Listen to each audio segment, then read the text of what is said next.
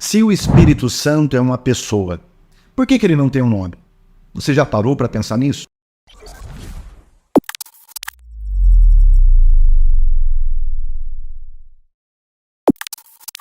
Olha, saiba que as testemunhas de Jeová já pararam para pensar nisso, e no próximo encontro que vocês tiverem e forem discutir sobre a pessoa de Deus, elas perguntarão e farão objeção a respeito da doutrina do Espírito Santo. Dirão que o Espírito Santo não é uma pessoa. E um dos critérios que elas usarão é, olha, toda pessoa tem um nome.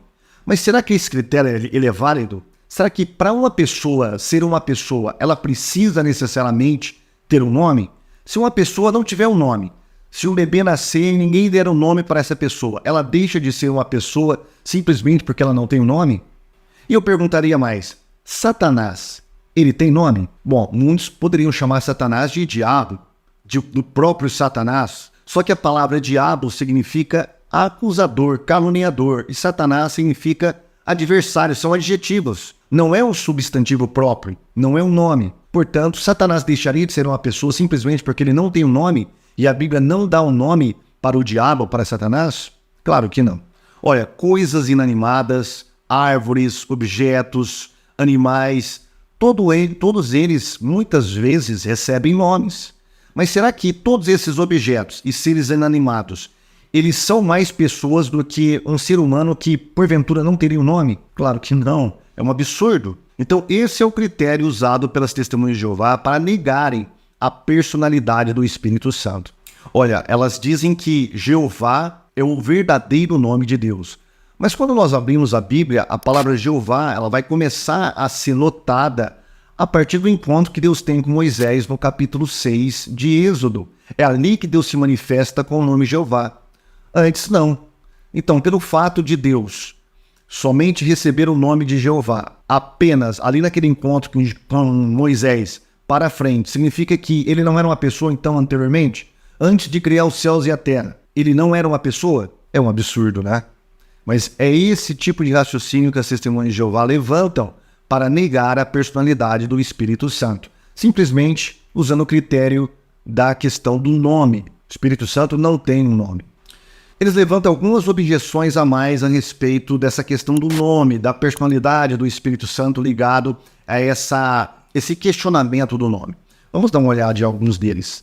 Por exemplo, no livro Deve-se Crer na Trindade, comentando Mateus capítulo 28, versículo 19, eles vão dizer o seguinte, eles vão levantar a seguinte objeção. Em Mateus 28, 19, faz referência ao nome do Espírito Santo, mas a palavra nome nem sempre significa um nome pessoal.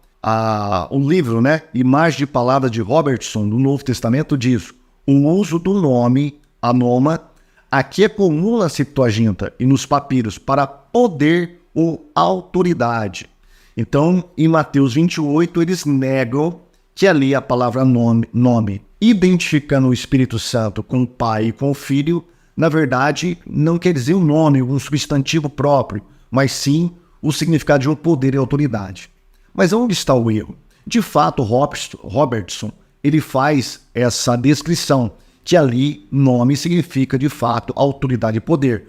Porém, essa autoridade e poder só é exercida por uma pessoa, por um ser pessoal, não uma força inanimada, uma força desprovida de personalidade. Somente seres pessoais podem usar autoridade e poder, como de fato está descrito ali em Mateus capítulo 28, batizando em nome do Pai, do Filho e do Espírito Santo. Das 228 vezes que a palavra nome aparece no Novo Testamento, apenas 4 não se referem a uma pessoa, e sim a lugares de cidades, nomes de cidades. O resto são todos identificando pessoas, seja pessoa divina ou seja pessoas normais. Um outro argumento também levantado pelas testemunhas de Jeová é dizer que lá em João capítulo 14, versículo 16, 26, capítulo 16, versículo 13, onde fala sobre o Espírito Santo, usa-se um termo neutro e não um termo pessoal, um termo masculino ou feminino. A palavra espírito ali está no neutro. Então eles vão argumentar da seguinte maneira: olha, já que o Espírito Santo, a palavra espírito está no neutro, isso mostra que o Espírito Santo não é uma força, não é Aliás, não é uma pessoa, e sim uma força desprovida de personalidade. Porém, aonde que eles erram? É que essa questão da palavra, ela tem um sentido apenas gramatical, não tem nada a ver com o gênero, o físico de uma pessoa. Por exemplo, bebês, em Lucas capítulo 1, versículo 41 e 44, está no neutro. Será que os bebês são desprovidos de personalidade? Não. Crianças, Marcos 5, 39 e 41, está no neutro. Meninas, em Mateus 9, 24 e 25 e Marcos 5, 41 e 42, está no neutro. Espíritos imundos, em Mateus 12, 24, 27 e 28, está no neutro. Anjos, em Hebreus 1 e 14, também está no neutro. Será que anjos, os demônios, os bebês, as crianças, todos eles não são pessoas? Ou seja, não são seres providos de personalidade? A falácia das Testemunhas de Jeová cai por terra.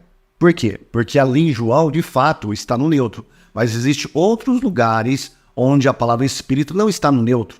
Eu fiz um vídeo sobre isso e vou deixar aqui para você no card. Acesse aqui que eu explico essa questão certinha do gênero do Espírito Santo, tá bom? Agora, quem disse que o Espírito Santo não tem nome? Quando nós falamos Espírito Santo, nós lembramos de quem? De alguma força desprovida de personalidade? Não, do único Espírito de Deus. Portanto, Espírito Santo se tornou um nome próprio da terceira pessoa da Santíssima Trindade. No site das Testemunhas de Jeová está escrito, olha, visto que Deus é uma pessoa, ele também tem personalidade. Olha que interessante. Há coisas que ele gosta e coisas que ele não gosta. Ele também tem sentimentos. Interessante. Então, o que faz de uma pessoa ser uma pessoa é a personalidade.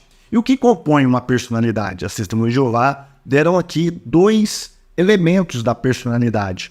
Primeiro, a razão, os sentimentos, mas falta a vontade também. Então, uma personalidade ela é composta por razão, emoção e volição ou ao seu arbítrio, a sua vontade. E será que o Espírito Santo tem tudo isso? Mas eu não vou falar com você nesse vídeo sobre isso não, tá?